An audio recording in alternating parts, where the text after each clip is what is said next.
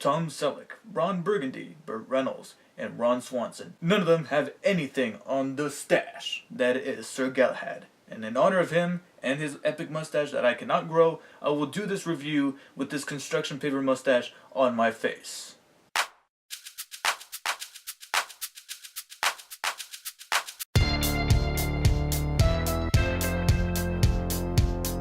Hello everyone, David here. Did you honestly think that I was kidding? Actually, I kinda am. I mean, this thing is kinda ridiculous. So,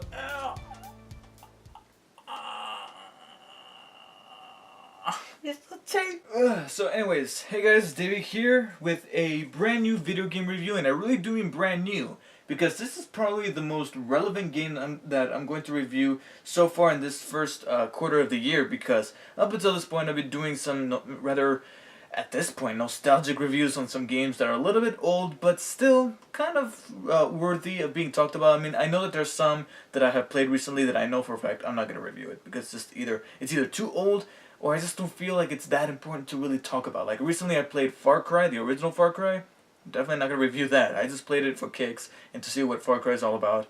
And I'm definitely not going to review it because I don't feel like you guys are really want to bother wasting your time on a review for a rather primitive game. But anyways, that's not what this is about. This is probably going to be my most up-to-date review in quite some time, because the other day my parents went to Stater Brothers to check out some movies on the Redbox, and while they were doing that, there was actually a secondary kiosk that I went up to, and I decided to see what kind of video games they had. I checked out the PS3 games, and there was nothing really interesting there, or anything that I could actually rent, because I knew the games that they did have were too long to be able to rent through Redbox at least. And then I went over to the PS4 games, and I noticed that they had The Order 1886.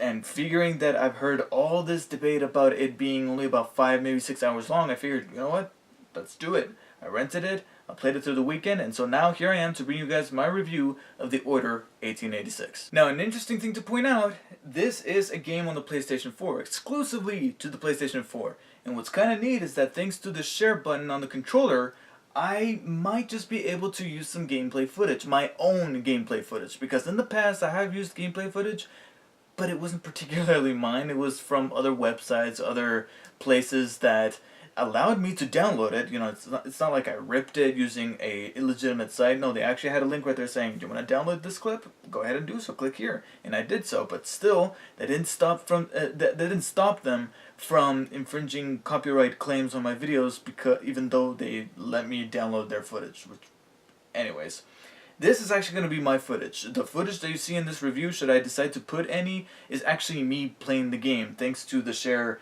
functionality on the PlayStation 4, which is awesome. If you don't see any footage, then that means that I'd probably change my mind and I don't want to risk the video getting blocked. But if there is footage, then hopefully you guys enjoy the new format, and please post in the comments if you liked it. So in The Order 1886, a secret syndicate of knights tailing all the way back to the days of King Arthur swore a secret oath to be able to protect the people of London from not only anything that is that is causing trouble within the city and within society, but also this ancient foe that they've been waging war with for possibly even centuries. And the main character, Sir Galahad, finds himself not only in between this war, but in between this conspiracy that might unravel everything. Now, first and foremost, being that I have actually played the game, I feel like I need to address that entire controversy. Speaking of controversies, the controversy about this game being only about 5 or 6 hours, and that sparked a debate amongst gamers about whether or not it's ethical to spend $60 on a game that only lasts about 5 or 6 hours, and is that enough to get your money's worth? Now, fortunately, it's not 5 or 6 hours. In fact, this game took me around the neighborhood of maybe about 8.5 hours or so. I clocked in at about 8.5 hours, and I feel like, okay, you know, for $60 that wouldn't be too bad. I personally wouldn't pay that much. In fact, that's why I went with Redbox. But I don't see it as a humongous ripoff for anybody who did pay full price to purchase and keep the game. Because if it was 5 or 6 hours, then yes, blacklist that shit. You know, do not buy it. Simply just rent it or borrow it from a friend. But it is longer than what people made it out to be. Now here's the thing. The story, not particularly gripping or exciting, because even though the marketing for this game kept things kind of under wraps, because even the description on the back of the box kind of paints the story of this game a little bit vague, it's still not that fascinating because as you progress through the game, the story becomes kind of routine. You've seen certain parts of the story done many times before, and there's nothing all that captivating about it. Now, that's not to say that the story or even these characters are bad. They're actually handled rather well. They're just types that we've seen before. All of these guys are neat characters, but there's nothing terribly interesting or complex about them. There's no layers to them. You've seen these people before. You got the grizzled protagonist that, even though he has tiny little moments of levity, for the most part, he's reacting to things very, I don't want to say dramatically, but very serious. He's almost always serious. And then you got the female character who believes herself to be very empowered, and she is, that again, that's not a bad thing, but we've seen this character before. Then we got the Frenchman. Considering that he's a Frenchman, what do you think he's going to be doing in that first scene he gets introduced? No, he's not eating a croissant, though I definitely wouldn't have been surprised if that wasn't the game, but he's romancing a woman. And why? Because even he himself says it, I'm French, that's what I must do. I'm paraphrasing, but essentially that's what he said.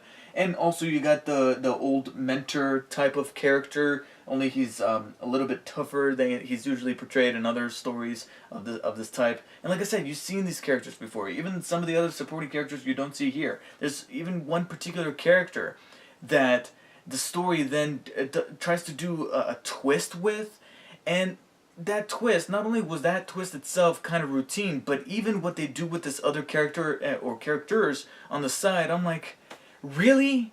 You couldn't have suspect one of those characters, when you hear his name, you're gonna be like, he's literally a letter away from being one of the bad guys, and you have the audacity to say, I trust him with my life. Although I will admit, when it comes to that twist, there was a particular aspect to it that I did find kind of neat, and I haven't really seen before, but that wasn't really enough to make up for the rest of the story. What I did, however, find quite captivating and much more interesting, and I'm hoping that the sequel, because trust me, if you have played this game, you know that the game hints at there being a sequel so many times throughout the story. There's even an end credit scene that says, we'll be back for more should Ready at Dawn and the publishers say, yeah, we're good to go. But if there is a sequel, I hope they explore this particular aspect that I really enjoyed about the Order, and that's the mythology, the background to this Order and how they became what they are here in 19th century London, being that they are connected all the way back to the days of King Arthur. I want the story to explore more of that, but instead we're dealing with this current drama that, like I said, wasn't bad, but it just wasn't anything that terribly interesting or mesmerizing. I hope that the sequel not only connects and wraps up things that were left completely open at the end of this game, but also brings back the mythology that I find way more interesting. Now, unlike all of that debate about whether or not the gameplay or the length of the game itself was going to be different than what we were promised, one thing is for sure that was there from the very get-go, from that first trailer that we saw back in, what was it, like E3? I think it was E3 in 2013. Yeah, I think it was 2013, E3 2013, where we got that trailer where they come into the carriage and there's those monstrous noises in the fog and they're shooting at the fog, and that was it. Since that trailer, they had let us believe that this game was going to look beautiful, and fortunately it does. They take full advantage of the power of the PlayStation 4, and this game is beyond gorgeous. The lighting, the cinematography, the design of Victoria-era London, it just looks great. And some people may not be a huge fan of this type of format, but I think it fit rather well, or at least for the most part, with this game, and that's the letterboxing. If you guys see here, the black bars at the bottom and the top, those are there to provide a much more cinematic feel for the game. And so far, the only other game that I can think of that does this, recently at least, was The Evil Within, where you also got the letterboxing. The reason why I say the most part is because when it came to the gameplay, there were certain moments where I needed to see if there was a enemy behind a corner somewhere, and sometimes this black bar would literally be in the way, and I could not see for the life of me. And therefore, I would have to move my character to be able to see, only for sometimes that would lead me to death. What also helped deliver that cinematic feel is that the transitions from gameplay to cutscene are almost seamless. That's just how much of a powerful engine the PS4 holds, to be able to, really ante up the graphics as opposed to the PlayStation 3 where you would have the pre-rendered graphics and then they would cut to gameplay and you can notice the difference. You can barely notice anything here in the order. My only other nitpick with their decision to make the game look a little bit cinematic and artsy and very melancholically lit is that sometimes they would also add this grainy filter, and sometimes you would see it whenever you would aim the camera like towards the sun, and you could see a little bit of the glare on the camera, so to speak, and you could see like little marks and stuff like that to go with the tone and the feel of the game. Sometimes, however, that filter would make scenes like this where everything is very low lit to be a little bit too dark, and sometimes that would be a little bit inconsistent considering that there would be other scenes where you would go out in the exterior settings and you would go outside and you would have much better lit areas with a little bit more color, only to jump back to places like this or the catacombs where things just got a little bit too dark. And I don't mean that in the sense of the tone, but rather the actual image of the game. And now, besides the length of the game, the second thing that generated an awful lot of controversy amongst gamers when they started to see more and more demos being released for the Order through conventions was the gameplay. And the one that was stuck in my mind for the longest, because I definitely, for a moment, I actually saw what people were talking about and becoming worried that the gameplay wasn't really going to be all there for this game. And people were building anticipation that this game was going to be good, only to see some of those demos and they're like, I don't know. Was that demo where Galahad is running through that building and you got one of the Lycans chasing after him, one of the monsters, and very little gameplay was in that entire demo, and the majority of it was cutscenes. And everyone's like, I don't know, mixed in with a little bit of QuickTime events here and there. And the gameplay essentially is that throughout the Order. But in my opinion, I feel like the third-person shooting mechanics are, for the most part, very adequate and satisfying, complete with some kills that made me feel victorious, especially when you use some of the steampunk weaponry that they got going on here, especially the one that can shoot out electricity and you can fry people's arms and legs off. Oh my god, when you do that, especially when they cut to like a close-up of somebody getting their arm going like that, it's very satisfying. However, there are a couple of issues in the gameplay that make it a little bit underwhelming. For one, there is a cover system to go along with these third-person shooting mechanics that are supposed to benefit, and for the most part they do, but sometimes the cover system would get a little bit too sticky to where whenever I would try to detach myself, my character, Galahad, would reveal himself and therefore would get shot, and most of the time killed, especially by some much more powerful enemies that have armor on them that make them almost invincible to any kind of firepower, and therefore were the epitome of the frustration that I had with the game. Every time that I was frustrated with this game, for the most part, it was those enemies with the armor that had those shotguns or had those rocket launchers or whatever the hell they had, and sometimes the game would spew them out randomly just to give you a point where you're like, okay, this is the part where you're going to be stuck on for a while unless you chose the right weapon to go along with you, and if you don't, you're screwed. And the QuickTime events are there, and much like with the story and the characters, they're not bad, but there's nothing really innovating with them at all. I mean, it's not like Heavy Rain where they try to throw in some variety and combinations to these different button prompts that you can press, and they shook them all over the screen to make things a little bit much more jarring and intense. Here, the buttons are just right there, and the game just tells you, oh, hey, press that button, or press it repeatedly, or hold it down. And that's pretty much it. Now, there is a little bit of a dichotomy when it comes to games like this that are quite linear in the path that they give you to follow to progress in the story. Because when you give a game like that a very beautiful setting, that makes me want to explore that setting and really go to different places to see what kind of detail and work they put into this environment, and also feel like I'm being immersed into this world. And the Order doesn't really do that. There's points in the game that allows you to pick up certain documents, whether it be photographs or newspaper clippings. That way you get a somewhat of a sense of this world that kind of ties in with history, and therefore it creates an alternate history. There's even some references to some characters from British history, like Sir Arthur Conan Doyle and of course King Arthur. But I really wish that this game would have been a little bit much more free to explore rather than the linear path, because there's moments where streets are completely blocked off from you, so therefore you need to follow this path that the game specifically designs for you. And also, it doesn't really have all that much replay value because there's absolutely no online components whatsoever. And there are a couple of instances where you can collect these phonographs that you can play back and listen to audio clips. They're the traditional audio clips that you get in video games that you can collect and listen and therefore gain some more backstory in the world and the environment that you're playing in.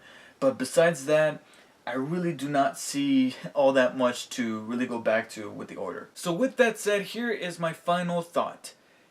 The Order 1886 is, in my opinion, the best game to Redbox, okay? If you guys have a PlayStation 4 and have a Redbox near you, definitely pick this up through Redbox. Play it for 2 or 3 nights. You'll be charged at most about $10, and that's 6 times less than what you would pay for at retail, and still get the exact same experience without any real need to play it again. Unless you loved it that much, then feel free to spend another $60 on buying it. But besides that, either Redbox it or wait for it to be discounted to about $20 in a few more months. And I definitely agree with something that Colin Moriarty, if you guys are familiar with Colin Moriarty, he used to be on IGN and now he's got his own thing, kind of funny, with Greg Miller and all those guys from IGN. He said something that was actually pretty interesting, and I think I've heard it from a couple of other people too, but I think it was Colin who said, and I might be wrong, he said that The Order 1886, and I'm paraphrasing, might be like the new Assassin's Creed, where the first one, everyone's like, kind of like, I don't know, but then when the sequel comes out, they listen to what people said about that first game, and they I wouldn't say perfected, but they tried their best to fix some of the things that people had issues with in the first game. Therefore, the second game becomes even better, and more importantly, is a critically acclaimed game that everybody really liked. And I feel like the sequel, which this game heavily hints at, could potentially be a really great game and definitely one of the best sequels since Assassin's Creed 2. But for now, I have to be fair and give The Order 1886 a solid 7 out of 10. It's not a bad game. In fact, I will say it's kind of good. But definitely Redbox it or rent it, because after you experience it, you probably won't want to play it again unless you fell in love with it that much. So let me know what you guys thought of The Order 1886 if you have played it, but if you have not and would like to purchase the game after watching my review, then be sure to use the link in the description below. It would really help. It would really would. Thanks for watching, and I'll see you guys next time. I'm actually going to put my mustache again. I lost my mustache.